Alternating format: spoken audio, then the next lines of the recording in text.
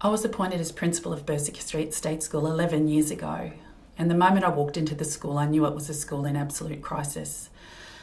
The school had suffered some terrible tragedies, and behaviour was through the roof. Enrolments were plummeting, and the organisation that employs supply teachers rang me on my first day in the school, and this is when I really knew I was in trouble. They said to me, "We're going to staff your school before any other school in the state because, quote unquote, no one will work there."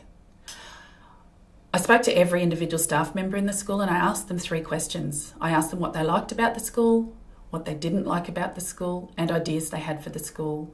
And it was like a slap in the face. Time and time again they said, "I hate feeling unsafe when I come to work. I hate being hit. I hate being sworn at. I hate the way children talk to each other." So I thought I'd come in on my white horse and I stood up in front of a staff room full of teachers and I said to them, "I will not tolerate a child swearing at an adult in my school." And when I thought I'd get applause, instead I got a collective eye roll. All they thought was, here's this high school teacher come in to try and tell us what to do. They didn't want me there and they really didn't believe that we could make a difference.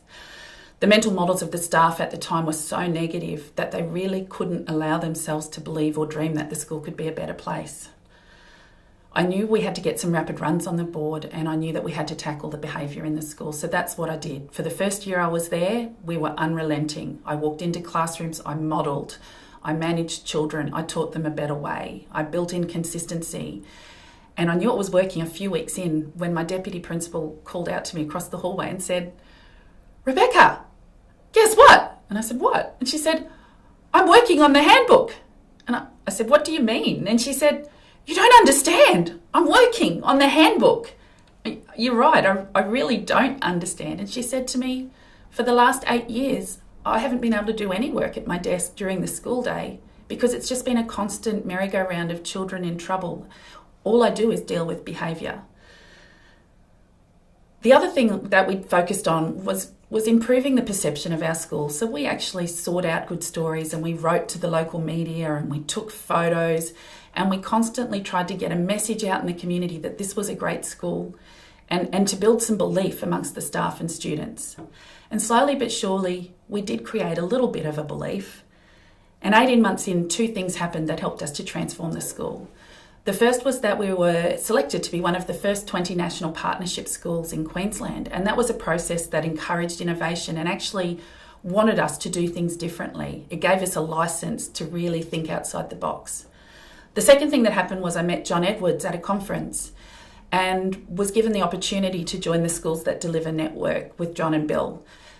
Bill came to work with our school, and in phase 1 we worked through the shared visioning process, and it was such a powerful tool for my staff. A staff that had felt unheard for so many years all of a sudden felt heard. They were excited and they were 100% on board because the vision was their vision and every one of them had a voice. Once Bill left, we moved into the next phase, which was the research phase. And we tried to apply the tools Bill had taught us, such as the action learning cycles. Instead of just reading books and research papers, we actually went to the best researchers in the world and the people who were best at their practice, and we brought them into our school. We had a shared belief that the sheep dip approach doesn't work. You can't just turn up at a seminar and magically be fixed. So we committed each of those people to work with us for a number of years, 3, 4, 5 years. As we moved into the pit with one thing, we would be bringing in someone new and starting another. And we're continually working on cycles of improvement, usually with 2 things at a time. Over time, it slowly started to work.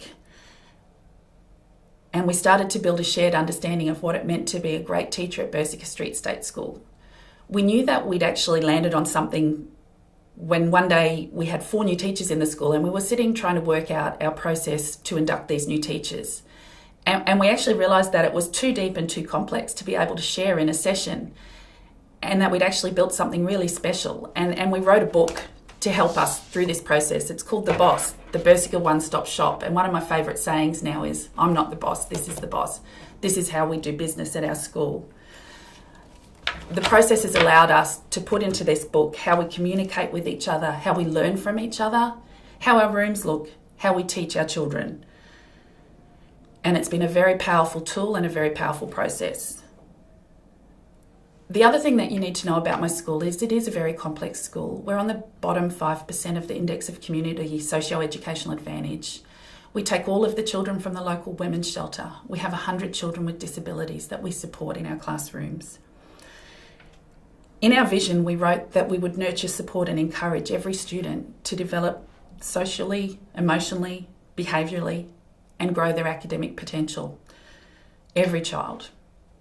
One of our core values is that to achieve that, we will do whatever it takes. And if we're going to be true to our values and our vision, we actually need to live that. Some of our children aren't easy to support. Some of them are incredibly complex. We had a little girl enrolled that had been kicked out of 6 other schools. Our first goal for this child was 10 minutes in a classroom without hurting anyone. And that took us weeks and weeks. In her first 6 weeks at our school, she had 5 homes. Eventually she found a home that was to be her forever home. And I remember her being really excited, choosing colour for the walls and buying a bed that was her very own. Unfortunately, things didn't go so well initially for that child. One day she walked into the school and walked past my deputy and punched him in the face. And we didn't know what was going on. Now, in another school, in another time, I would have kicked her out and suspended her and brought her back in 5 days and told her to behave. But what we'd learned was that we need to give these children a voice. So we asked her what was going on, and it turned out that she'd had a meltdown that day in the home. She'd acted out, and her foster father, supposed forever father, had said to her, "You're not welcome in my home. You're not coming back." He'd thrown a few clothes in a bag and dropped her off outside the school without saying anything to us. And she'd walked into our school not knowing where she was going to sleep at night. In her mind, it was a man that hurt her, so the first man she saw, she attacked. Whatever it takes for a child like that is extremely complex. And every day we would look at the program. What people don't realise is that for these children, we are the only place that never gives up on them. We're the only people they can't push away. So every time she had a meltdown, we'd pick her up, dust her off and say, "We'll see you tomorrow. We're still here. You can't get rid of us. We're not going anywhere." We continually revised her program and incrementally she improved. And by her last day in our school, she was actually full-time in a classroom with no additional support. That doesn't sound like a lot, but for a child like this, it's life-changing. We're 8 years through the process now and we've become a school of choice. We have new families pulling their children out of private schools to attend our school. Our own teachers are sending their children to our school because they believe it's the best place they can be. We have families that travel past other schools, even past other towns, to come to our school. And the children are proud to call themselves Berserker students. Now the media come to us.